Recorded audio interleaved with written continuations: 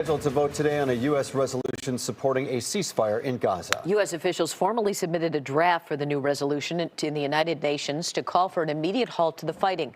As part of the resolution, Hamas would have to agree to release the remaining hostages still being held in Gaza.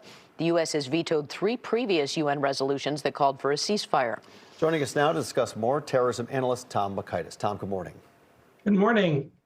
Well, the U.S. and Israel have had a complicated relationship here in the last few weeks here. So what is different about this resolution compared to the previous resolutions that the U.S. has vetoed?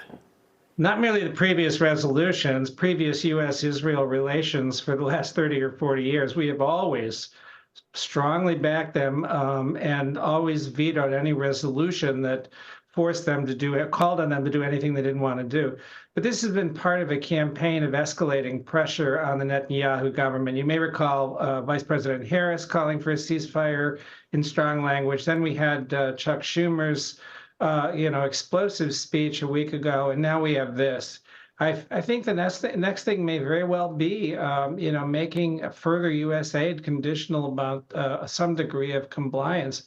And this is also very forceful. It doesn't really link the ceasefire directly to the hostages. It says we also support diplomatic efforts to release them. So this is really quite a shocking development. About a week ago, Hamas' latest proposal was still tying the hostage release to release of Palestinian prisoners in Israeli jails.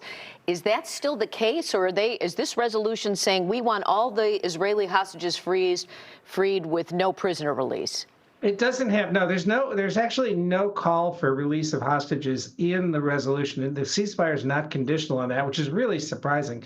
At the end of the resolution, it says we support diplomatic efforts to continue to release the hostages, and it also condemns the October 7th attack. So I think everyone is hopeful and expecting that. If you get a ceasefire, you're going to get some release, probably some exchange.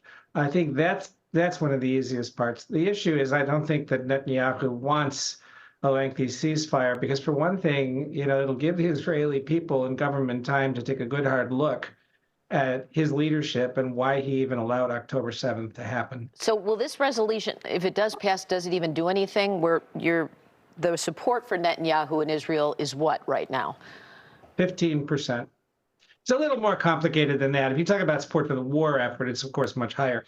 But confidence in his leadership as prime minister, it's down to 15%. So, as the Washington Post said, Schumer just said what a lot of Israelis are in fact thinking.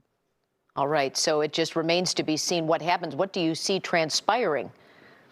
I see what I see transpiring, and I think it'll pass. The wild card is always Russia. I mean, the fact that we want it could lead them to scupper the thing just to be mischievous.